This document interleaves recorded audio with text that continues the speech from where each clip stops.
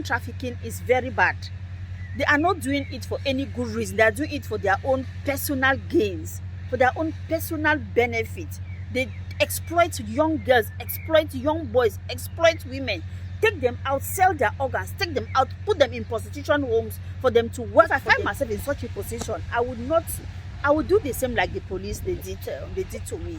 So, and that is the same advice I'm saying. We should put our eyes on people who are doing this rubbish business, taking our young ones to exploit them financially, exploit them physically, exploit them sexually, exploit them for their own benefits.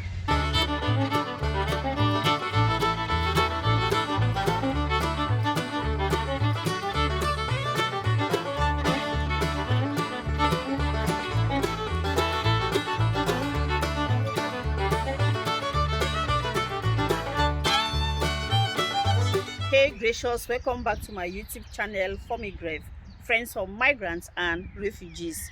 I am Mado, a social and immigration worker based in Germany. On this channel, we talk about issues related to migration, migrant stories, migrant experiences, gender-based violence, and any trending issue that could be of help to you.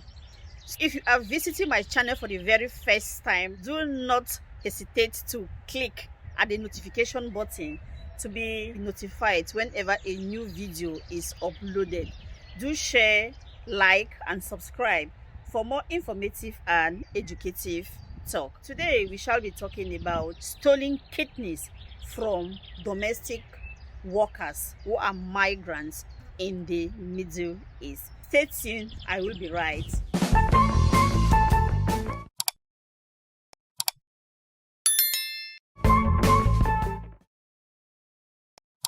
So, what is the role of a domestic worker? The role of a domestic worker includes tasks such as cleaning the house, taking care of the child, taking care of the elder, taking care of the garden, washing and ironing of clothes. Most of these domestic workers, before they find themselves there, they get contact through agencies, they get contact through traffickers, who they must have paid them on a very high terms. This agency, they receive a lot of money from the domestic workers or from the migrants. Sometimes they are deceived that there is a nice job, well paid, waiting for them there. So whoever hears that if he or she travels to a country to be doing housework and will be earning so much money to take care of her family back home, that person cannot hesitate to engage in this kind of a deal. And quite often, most of them, they are trafficked for domestic work. Some are trafficked for sexual slavery, and some are even trafficked in exchange for money to sell their organs. I feel so sad to hear that when most of them travel to their employer's house, very few of them are taken good care of. They are being abused sexually, they are being abused physically, they are being abused verbally, and financially. When they work, it becomes also now a problem for them to receive their money. That is also one problem that they face. I listened to the story of Judith Nanchinto. I listened to her, a very pathetic story. A young girl who left Uganda to travel to Saudi Arabia for a greener pasture, if that should be a greener pasture, as we all can define it. She traveled to Saudi Arabia to work as a domestic helper. Unfortunately, she enjoyed the employer for a very short time, and one day she was deceived that she has to be taken to the hospital for her to receive her vaccine. So when she went to the hospital, she only woke up in the hospital bed unconscious and with a scar on the stomach. The members now, they had to contact Judith's employer. Judith's employer could not give them any good story about her. He had to deceive them that no, Judy was sick, Judy was in the hospital, Judy was sick, but now she's regaining her health. When the parents even insisted to talk with Judith, the man will not even accept. When the parents insist that they want to even see their daughter on a video call, The man will not even accept. So the parents were so disturbed that they had to contact the agency who made the arrangement for Judy to travel to Saudi Arabia. Under pressure, they had to send Judith back home. So before Judith came back home, the parents also insisted to get a medical report concerning Judith. Unfortunately, when the report came, it was like everything is okay with Judith. But after they saw that Judith, because Judith could not really talk well, she's in a paralyzed state. So when they were bathing Judith one good morning, they saw that Judith has a scar on the stomach. So it was very strange to them. They had to take Judith now to the hospital for proper examination. So the examination, the result came out that one of her kidneys is not there. And this issue now is in the hands now of the government, where the employer now has been penalized to pay Judith a huge sum of money. But for me, that huge sum of money is nonsense. It's nothing as compared to the life of Judith. Also witnessed other cases where women with similar situation, and when they asked their employer, what happened to me?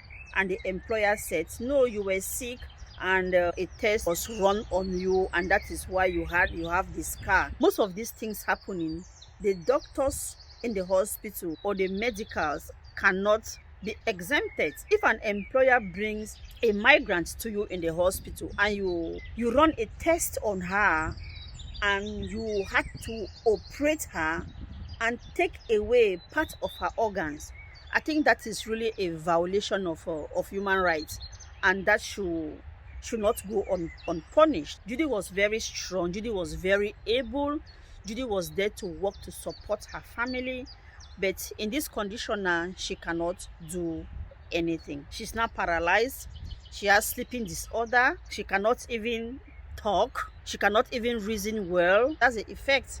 She's now left now in the hands of the family members now to take care of her. And the embassy should also follow up as a criteria. The migrant should always come to the embassy time and again to complain, or time and again, like let me say every month or every 3 months, the migrant should come to the embassy to report themselves. Be a kind of security check. They should put a security check.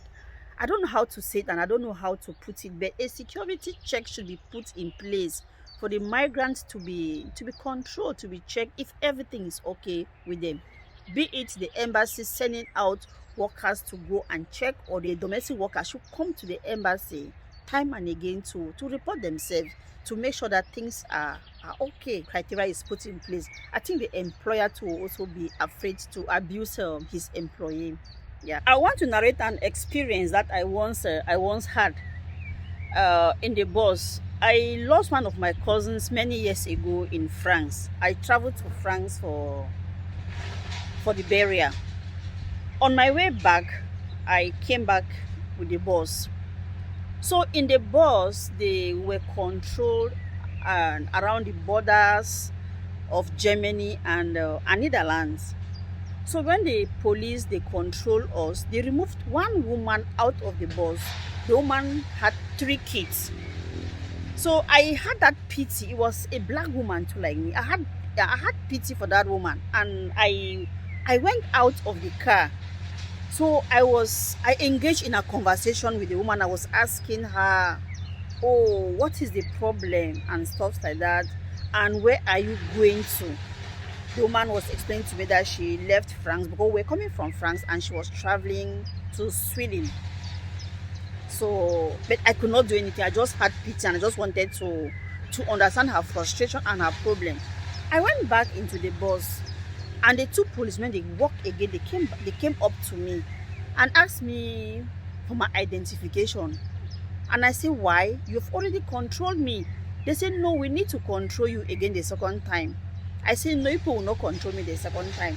I refused. It was my right. They had already controlled me, and I did not see why they were controlling me again. But it is now that when I'm doing research on topics like this, I now understand why the police came back to me to control me for the second time.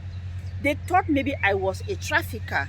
Yeah, they thought I was a trafficker who is engaged, who is trafficking this woman from Africa, because the woman had so many bags, very big bags, big boxes with her. So many bags, more than 6 large boxes.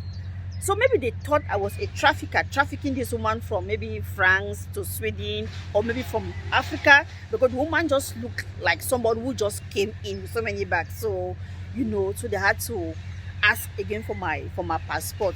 I said, no, I'm not giving my passport. I refuse. So I now understand. And the police, for me, I think they had the right to control me again the second time, because those traffickers, people will need to put an eye on them, on those traffickers, because what they are doing, human trafficking, is very bad.